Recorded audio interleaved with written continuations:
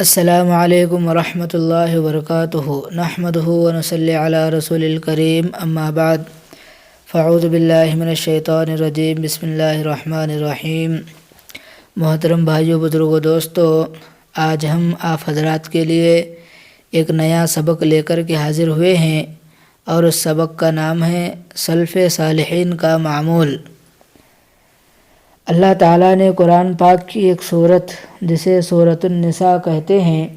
اس میں مرد اور عورت کی ازواج زندگی کے احکام بتلائے ہیں۔ سلف صالحین کا یہ معمول تھا کہ وہ اپنی بیٹیوں کو نکاح سے پہلے سورۃ النساء اور سورۃ النور کا ترجمہ پڑھا دیا کرتے تھے۔ ہمیں بھی چاہیے کہ جن کی یہاں بیٹی ہو وہ اس کو اگر پورا قرآن پاک ترجمے کے ساتھ نہیں پڑھا سکتے تو کم از کم سورۃ النساء اور سورۃ نور کا ترجمہ پڑھا دیا کرے تاکہ لڑکی اچھی طرح ازواج زندگی گزار سکے۔ سلف صالحین کا تو اس سے بھی جو عجیب معمول تھا کہ جب وہ بچی پڑھ لکھ جاتی اور ابھی شادی کا کوئی انتظام نہیں ہوتا تو اس وقت جو ان کے زمانے کے اندر پینٹنگ کرنے کی کوئی مشین یا جیروکس کی کوئی مشین نہیں ہوا کرتی تھی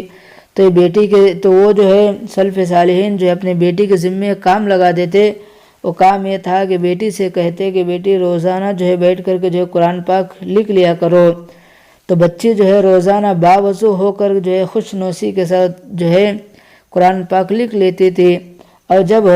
قرآن پاک کا لکھنا پورا ہو جاتا یعنی مکمل ہو جاتا تو سنہری جلد یعنی اچھی جلد کے اندر باندھ کر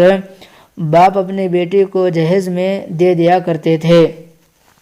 تو اس وقت زمانے کے اندر جو جہیز کے اندر جو قرآن پاک دیا کرتے تھے پہلے وقتوں کا جہیز ہوا کرتا تھا، گویا اس کے خاوند کو پیغام دیا جاتا تھا کہ میری بیٹی نے میرے گھر میں جو زندگی گزاری ہے اس کا جو بچا ہوا وقت تھا اس نے جو ہے اس بچے ہوئے وقت کو قرآن پاک کے لکھنے میں لگا دیا ہے۔ اگر آج کا ماحول دیکھا جائے تو اللہ معاف کرے، اللہ ہمیں جو ہے اس ماحول سے بچائے، اللہ ہم سب کو جو ہے ان جو ہے بیان کی ہوئی تمام باتوں پر عمل کی توفیق عطا فرمائے۔